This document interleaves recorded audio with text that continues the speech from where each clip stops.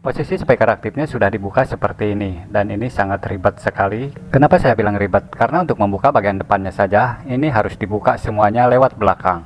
Saya sudah melakukan pemeriksaan di bagian power amplifiernya, dan ternyata aman-aman saja. Dan untuk masalah kerusakannya ternyata ada di bagian depan, jadi harus dibuka semuanya. Kasus kerusakan speaker aktif ini tidak menyala untuk bagian depan, baik bagian bluetoothnya ataupun displaynya, bahkan untuk lampu-lampu di volumenya tidak menyala. Setelah melakukan pengukuran tegangan di bagian kit USB ini, ternyata ada tegangan yang hilang. Di sini ada test point tegangan 5 volt, tapi setelah diukur ternyata tegangan itu tidak ada sama sekali.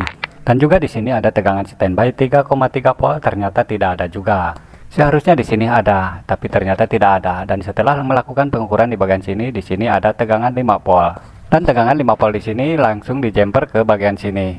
Ini adalah soket untuk USB-nya, mendapat jumperan tegangan 5 volt. Tapi ini sudah keadaan begini dari tadinya. Saya nggak tahu siapa yang melakukannya. Mungkin untuk speaker aktif ini sudah diperbaiki sebelum datang ke sini. Dan selanjutnya saya akan mencoba untuk mengukur lagi ya tegangan yang hilang di sini.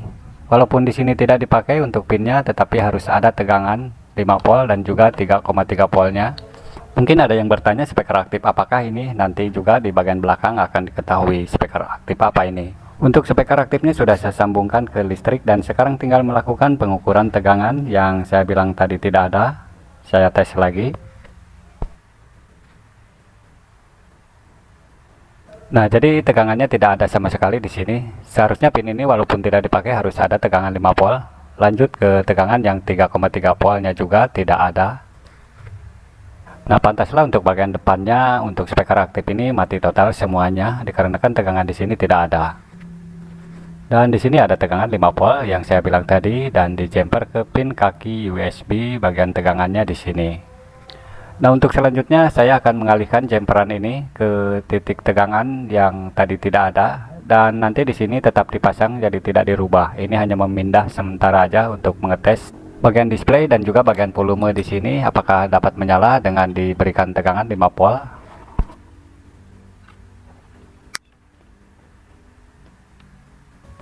Tegangan yang di sini akan dilepas dulu dan akan dipindah jumperannya ke titik sini.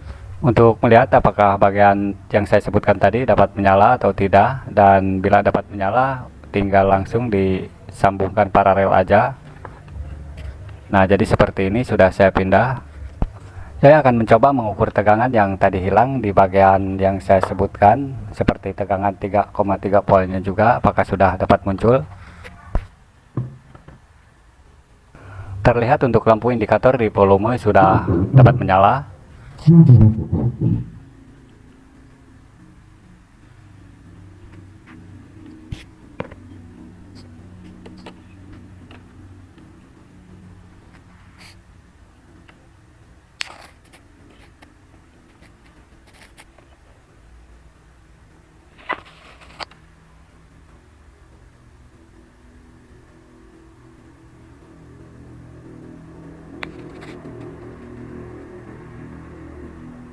Tegangan untuk 3,3 voltnya juga sudah ada setelah diberikan tegangan yang 5 volt dan untuk tegangannya ternyata 3,4 bukan 3,3 volt lagi. Untuk tegangan yang ke kaki USB tadi yang dilepas nanti akan dipasang kembali dengan cara di paralel tegangan. Di sini ternyata ada tegangan di bagian potensio sini ada tegangan 13 volt dan untuk di bagian volume sini ada tegangan 5 volt yang masuk.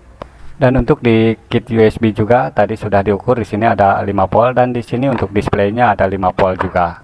Untuk selanjutnya saya akan merapihkan speaker aktif ini dan mencoba untuk mengetesnya.